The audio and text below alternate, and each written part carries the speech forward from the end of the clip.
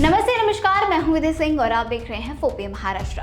राजनीति में जब सुपारी और टास्क जैसे शब्दों का इस्तेमाल होने लगे तो समझ लीजिए कि लड़ाई बहुत बड़ी हो चुकी है। राज्यसभा से एक बड़ी खबर सामने आई है। मुख्य चुनाव आयुक्त को हटाने का प्रस्ताव खारिज हो गया है, लेकिन इस खारिज हुए प्रस्ताव ने एक ऐसी बहस छेड़ दी है जिसने दिल्ली से लेकर कोलकाता तक हड़कंप मचा दिया है। इसी बात पर संजय राउत ने एक सनसनीखेज दावा किया है कि बीजेपी पश्चिम बंगाल को लोकतांत्रिक तरीके से कभी नहीं जीत सकती, इसीलिए अब चुनाव आयोग को एक खास टास्क दिया गया है। क्या वाकई बंगाल को बीजेपी की झोली में डालने की तैयारी हो रही है और क्या ममता बनर्जी को राउत ने शेरनी कहा?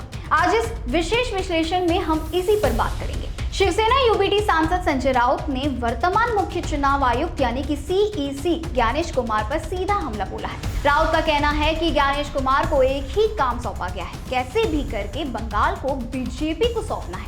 राउत का तर्क सीधा है, बीजेपी जानती है कि बंगाल की जमीन पर वो ममता बनर्जी को वोटों से नहीं हरा सकती, इसलिए अब संवैधानिक संस्थाओं का सहारा लिया जा रहा है। संजय राउत ने तंज कसते हुए कहा कि अगर ऐसे अधिकारियों के खिलाफ इम्पीचमेंट लाया जाए तो सरकार उन्हें जरूर बचाएगी, क्योंकि सरकार उन लोगों को ढाल देती है जो लोकतंत्र की हत्या में उनका साथ देते हैं। राउत ने इसे चुनाव आयोग की सुपारी करार दिया है।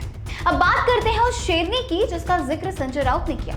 आखिर बीजेपी ममता बनर्जी के पीछे इतनी शिद्दत से क्यों पड़ी है? बंगाल में बीजेपी क्या कर रही है, इसे समझना जरूरी है। पिछले कुछ सालों में हमने देखा कि बंगाल में टीएमसी के हर बड़े नेता के घर केंद्रीय एजेंसियों के चक्कर लग रहे हैं। विपक्ष का आरोप है कि जहां बीजेपी हारती है वहां वो ईडी और सीबीआई को आगे कर देती है। ममता बनर्जी एक अकेली महिला नेता के तौर पर दिल्ली की पूरी सत्ता से लड़ रही है, चाहे वो योजनाओं का फंड रोकना हो या राज्यपाल के जरिए शासन में अड़ंगा डालना।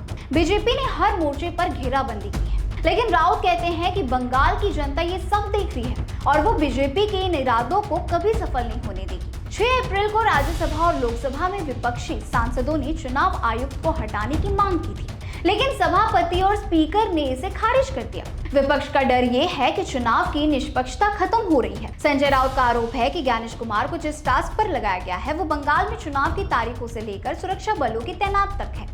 हर चीज में बीजेपी को फायदा पहुंचाने के लिए किया जा सकता है, लेकिन सवाल ये है, क्या बंगाल की जनता को इतनी आसानी से प्रभावित किया जा सकता है? बंगाल का इतिहास रहा है कि वहां की जनता बाहरी दबाव को स्वीकार नहीं करती। संजय राउत ने साफ कर दिया है कि ममता बनर्जी की इस लड़ाई में पूरा विपक्ष उनके साथ है।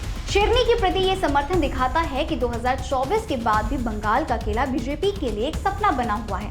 राउत का मानना है कि चाहे चुनाव आयोग कितनी भी कोशिश करे, ममता की साख और बंगाल की अस्मिता के सामने बीजेपी के सारे टास्क फेल हो जाएंगे। संजय राउत के ये आरोप बहुत गंभीर है। क्या वाकई चुनाव आयोग किसी पार्टी के एजेंट के रूप में काम कर रही है या फिर ये हार के डर से विपक्ष का एक पुराना बहाना है?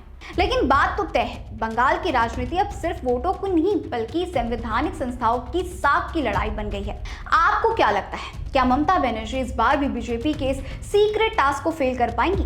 कमेंट्स में अपनी राय हमें जरूर बताएं। ऐसे ही लेटेस्ट अपडेट्स के लिए सब्सक्राइब करें फोपी महाराष्ट्र को।